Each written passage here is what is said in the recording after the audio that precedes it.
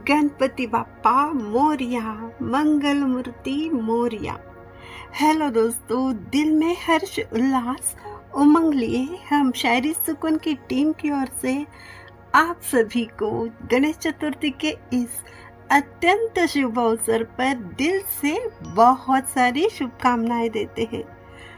आप सभी का आपके अपने शायरी सुकून मंच पर तहे दिल से प्यार से उत्साह से स्वागत करते हैं। आज हम बहुत सारी गणेश जी पर बातें करेंगे जो आपको बहुत पसंद आएगी और शायरियाँ भी होगी। लेकिन उससे पहले, शुभ कार्य से पहले क्या करते हैं वो मंत्र हम आज बोलेंगे गणेश जी का। तो लीजिए, सुन लीजिए। वक्रतुंड महाकाय सूर्यकोटि समप्रभ निर्विघ्नं कुरु मे देवा सर्व कार्येषु सर्वदा। आप में से सभी गणेश भक्तों को ये तो पता ही होगा, ये मंत्र हमने जो बोला है वो शुभ कार्य से पहले बोला जाता है। इससे कार्य में कोई भी बाधा नहीं होती है। सोचिए दोस्तों, हम सब कितने खुश नसीब लोग हैं जो इस देश में जन्मे हैं। यहाँ की हर संस्कृति नायाब है।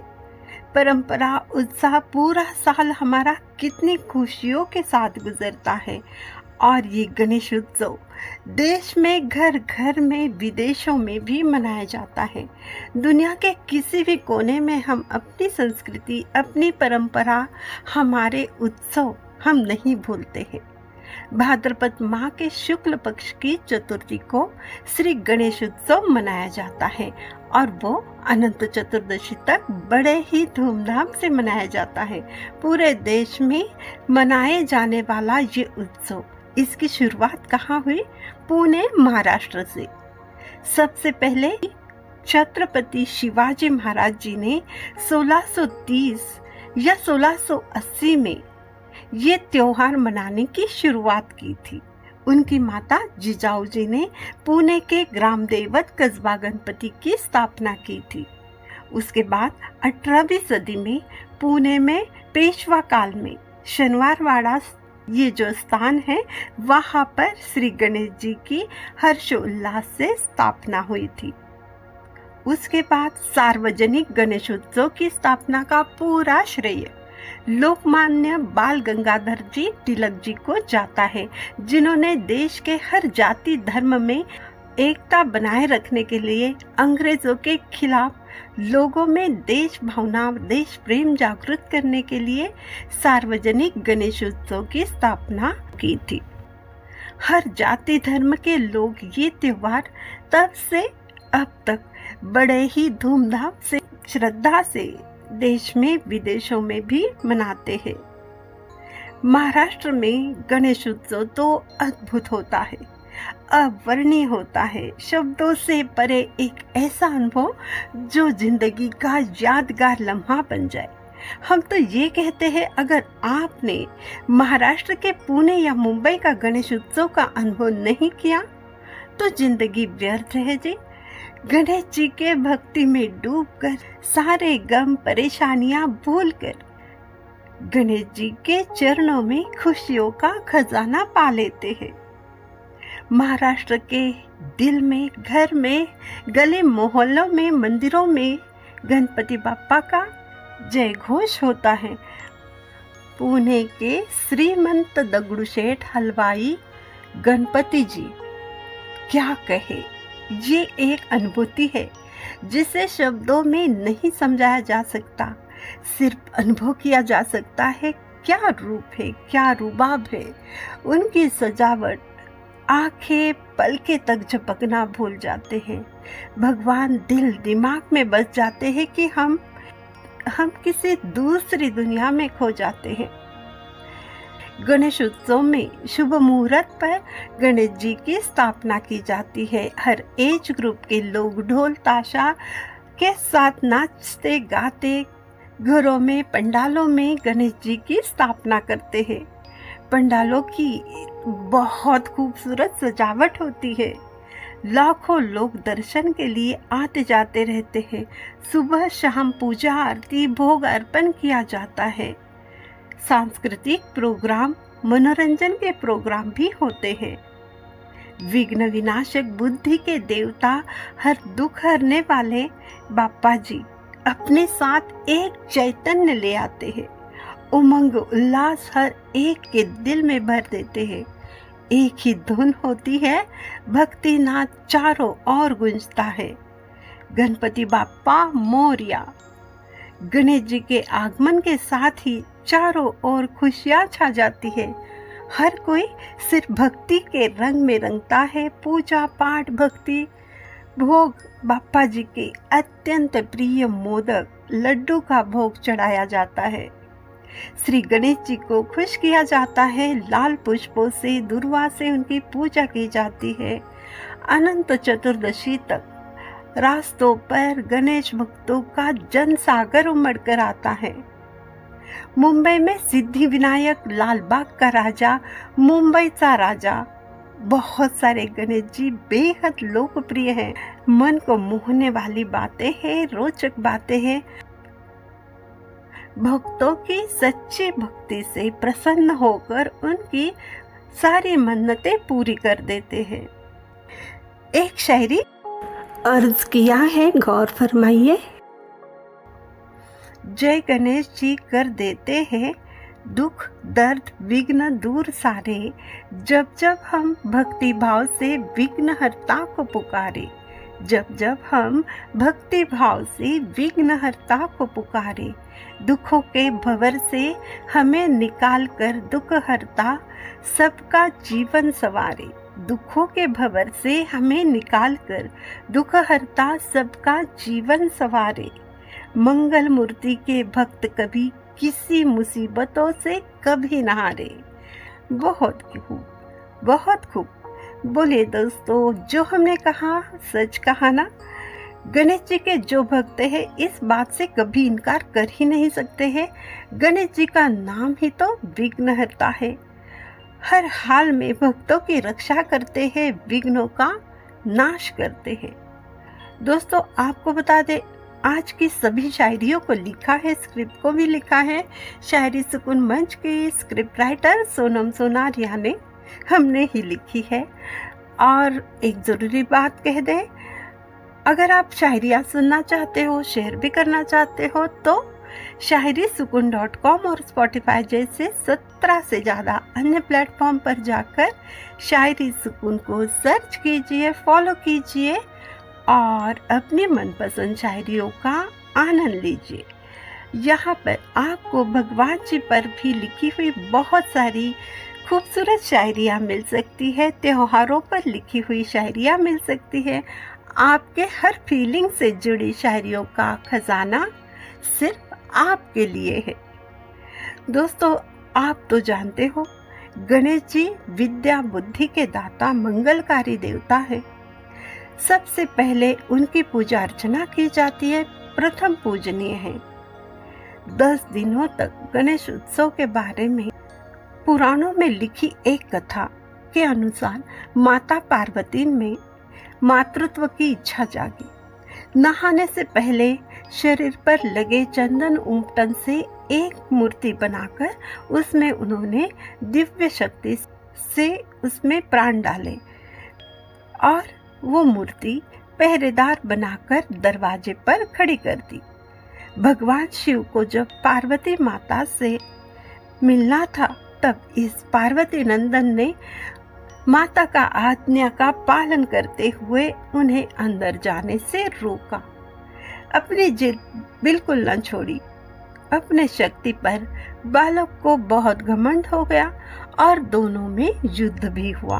क्रोध में शिव जी ने शीश काट दिया इस बालक का। और माता पार्वती को जब ये बात पता चली तो उनके गुस्से और दुख से संसार में तबाही आने लगी। शिव जी ने हाथी का मुख बालक को जोड़कर उन्हें पुनर्जीवित किया। वो बालक गणेश कहलाया, प्रथम पूज्य मंगलता का प्रतीक कहलाया। अब दोस्तों, एक शायरी भी हो जाए गणेश जी पर लिखी हुई। जरा गौर फरमाइए। गजवंदन मोहक रूप है, लंबोदर भव्य है काया, मुखमंडल पर ज्ञान का तेज, चारों ओर है छाया। बाप्पा मोरिया मोरिया का जय घोष हर दिल को है भाया। उत्साह उमंग का ये पर्व खुशी का खजाना ले आया। उत्साह उमंग का ये पर्व खुशी का खजाना ले आया। उत्साह उमंग के इस उत्सव में दिल में खुशियां भर देता है। सभी की खुशियां बरकरार रखते हुए चलिए सुनते हैं एक छोटी सी कहानी गणेश जी और माता लक्ष्मी की। माता लक्ष्मी जी की कोई संतान न होने पर वो बहुत दुखी थी। जब उन्होंने ये बात अपनी सखी पार्वती देवी को बताई तो पार्वती माता ने गणेश जी को उनके गोद में रखकर माता लक्ष्मी का दुख दूर करने की कोशिश की। तब माता लक्ष्मी ने गणेश जी को अपना मानस पुत्र माना। कहा कि युग में पुत्र गणेश जी के साथ ही उनकी पूजा की जाएगी। तभी से वो पूजा गणेश जी के साथ जब पूजा होती है वही संपन्न मानी जाती है। माता लक्ष्मी उन पर प्रसन्न होगी। पुत्र गणेश जी के साथ ही माता लक्ष्मी की पूजा की जाती है। यही प्रथा तब से अब तक चलती आ रही है। इस गणेश उत्सव मनाने के पीछे और एक पौराणिक कथा है। महाभारत के समाप्ति के बाद पूरी कथा लिखने की जिम्मेदारी मुनि व्यास जी ने श्री गणेश जी पर सौंप दी। गणेश जी की एक शर्त थी, अगर मुनि व्यास कथा बोलते बोलते रुक गए ना तो गणेश जी ने कहा मैं लिखना बंद कर दूंगा, मैं लिखूंगा ही नहीं। नॉन स्टॉप लिखना चाहते थे। तब मुनि जी ने कहा आपको सब श्लोक समझकर फिर लिखना है। और पूरे 10 दिन तक भगवान श्री गणेश जी लिखते रहे। इस महाकाव्य को लिखते हुए उनकी मोरपंख से बनी हुई कलम बार बार टूट जाती थी। गणेश जी को बिना रुके ये लेखन का कार्य करना था। तब उन्होंने अपना खुद का एक दांत तोड़कर कलम बना ली और महाभारत लिखा। तभी से उन्हें एक दंत भी कहा जाता है। एक ही जगह पर वो प्रसन्न रहे, इसके लिए मुनि व्यास उनको गणेश जी के मनपसंद लड्डू और मोदक उनको खिलाते रहे। बुद्धि के देवता गणेश जी ने एकाग्रता से पूरा कार्य किया। एक जगह पर बैठने की वजह से गर्मी हुई थी। उन गर्मी को कम करने के लिए मुनि व्यास जी ने मिट्टी का लेप लगाया था और इसलिए उन्हें पार्थिव गणेश भी कहलाया गया। अब एक शायरी भी हो जाए, जरा गौर फरमाइए। सुख करता है वो दुख हरता है, सुंदर प्यारे बाप्पा हमारे, विघ्नहर्ता के दर्शन मात्र से सबके भाग पल में सवारे। मोरिया मोरिया बाप्पा मोरिया, हर भक्त हृदय से पुकारे। गौरी नंदन के आगमन से देखो, धरती अंबर भी सजारे। ओह क्या बात है! गणेश जी के आगमन से पूरी पृथ्वी सज धज कर स्वागत के लिए तैयार हो जाती है। सब भक्तों के दुख दूर करने के लिए ही तो बाप्पा धरती पर अनंत चतुर्दशी तक रहते हैं। और एक रोचक कहानी आपको बता दूं। एक बार ना गणेश जी शादी के लिए तैयार हुए थे। घर में कुछ भूल गए तो उसे लेने के लिए वो घर में आ गए और उन्होंने देखा माता पार्वती कटोरे भर भर के चावल खा रही है। सब चावल खत्म हो गए।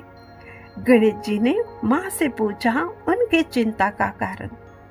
तब माता गौरी बोली, क्या पता नई बहू मुझे अच्छा भोजन देगी या नहीं, यही चिंता है मुझे।